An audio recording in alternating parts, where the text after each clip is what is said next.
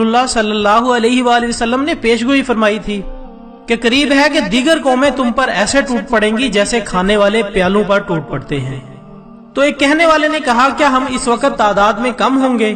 آپ صلی اللہ علیہ وآلہ وسلم نے فرمایا کہ نہیں، بلکہ تم اس وقت تعداد میں زیادہ ہوں گے، لیکن اللہ تعالیٰ تمہارے دشمن کے سینوں سے تمہارا خوف نکال دے گا اور تمہارے دلوں میں وہم ڈال دے گا۔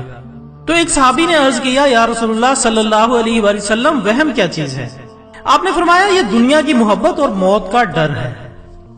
خواتین و حضرات، ملک شام یعنی سیریا سے متعلق نبی پاک صلی اللہ علیہ وآلہ وسلم کا فرمان ہے، جب اہل شام تباہی و بربادی کا شکار ہو جائیں گے پھر تم میں کوئی خیر باقی نہ رہے گی۔ دوستو، اس حدیث مبارکہ کے لحاظ سے عرب ممالک کے سنہرے دور کے خاتمے کی اہم وجہ ملک شام کے موجودہ حالات ہیں۔ گویا حالیہ دنوں میں نبی پاک صلی اللہ علیہ وآلہ وسلم کی ایک اور پیشگوئی کی علامت ظاہر ہو رہی ہے یا ہو چکی ہے۔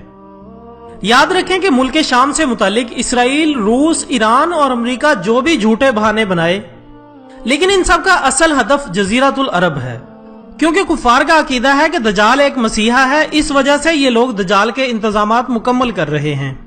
اس مقصد کے لیے انہیں عرب کنٹریز میں عدم استحکام پیدا کرنا ہے، کیونکہ ملک شام پر یہود و نصارہ قبضہ کرنا چاہتے ہیں، اور دوستو یہ امام مہدی علیہ السلام کے ظہور سے قبل ہو کر رہے گا۔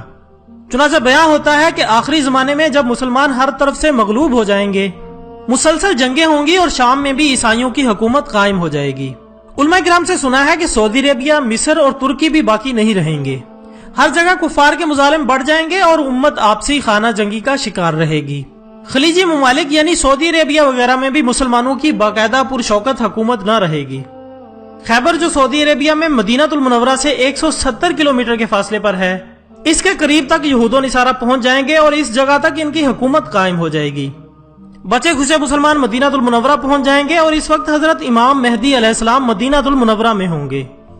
دوستو، دوسری طرف دریائے تبریہ بھی بڑی تیزی کے ساتھ خشک ہو رہا ہے۔ اس دریا کے بارے میں کہا جاتا ہے کہ یہ امام مہدی علیہ السلام کے ظہور سے قبل خشک ہو جائے گا۔ اس لیے جب مشرق وسطیٰ کے حالات کو، خصوصاً مسلمانوں اور ساری دنیا کے حالات کو دیکھتے ہیں تو صاف نظر آتا ہے کہ دنیا ہولناکیوں کی طرف بڑھ رہی ہے۔ فرانس میں حملوں کے بعد فرانس اور یورپ میں بھی عالمی جنگ کی باتیں ہو رہی ہیں۔ نولی فیکٹری کے دوستوں، یہاں ہندو پاک کی رنجشیں اور کشمکش کے بڑھتے ہوئے حالات سے لگتا ہے کہ اب حالات غزوہ ہند کی طرف رخ کر رہے ہیں، کیونکہ حضرت ابو ہریرہ رضی اللہ تعالیٰ عنہ سے روایت ہے کہ رسول اللہ صلی اللہ علیہ وآلہ وسلم نے ارشاد فرمایا کہ میری امت کا ایک لشکر وقت آخر کے نزدیک ہند پر چڑھائی کرے گا اور اللہ اس لشکر کو فتح نصیب کرے گا، یہاں تک کہ وہ ہند کے حکمرانوں کو بیڑیوں میں جکڑ کر لائیں گے۔ اللہ اس لشکر کے تمام گناہ معاف کر دے گا، پھر وہ لشکر واپس رخ کرے گا اور شام میں موجود عیسیٰ ابن مریم علیہ السلام کے ساتھ جا کر مل جائے گا۔ حضرت ابو ہریرہ رضی اللہ تعالیٰ عنہ نے فرمایا کہ اگر میں اس وقت تک زندہ رہا تو میں اپنا سب کچھ بیچ کر بھی اس لشکر کا حصہ بنوں گا، اور پھر جب اللہ ہمیں فتح نصیب کرے گا تو میں بھی جہنم کی آگ سے آزاد کہلاؤں گا۔ پھر جب میں شام پہنچوں گا تو عیسیٰ ابن مریم علیہ السلام کو تلاش کر کے انہیں بتاؤں گا کہ میں محمد صلی اللہ علیہ وآلہ وسلم کا ساتھی رہا ہوں۔ تو اس پر رسول اللہ صلی اللہ علیہ وآلہ وسلم نے مسکرا کر ارشاد فرمایا کہ بہت مشکل ہے۔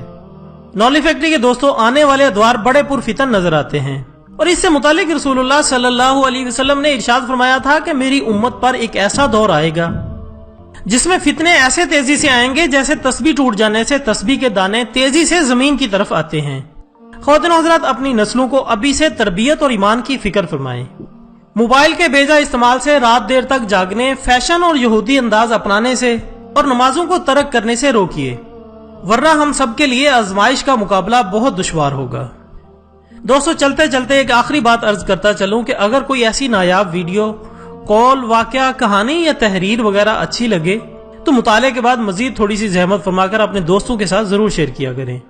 اس میں بمشکل آپ کا ایک لمحہ صرف ہوگا، لیکن ذرا سوچئے کہ آپ کی ایک لمحے کی اٹھائی ہوئی تکلیف ہزاروں لوگوں کے لیے سبق آموز ثابت ہو سکتی ہے۔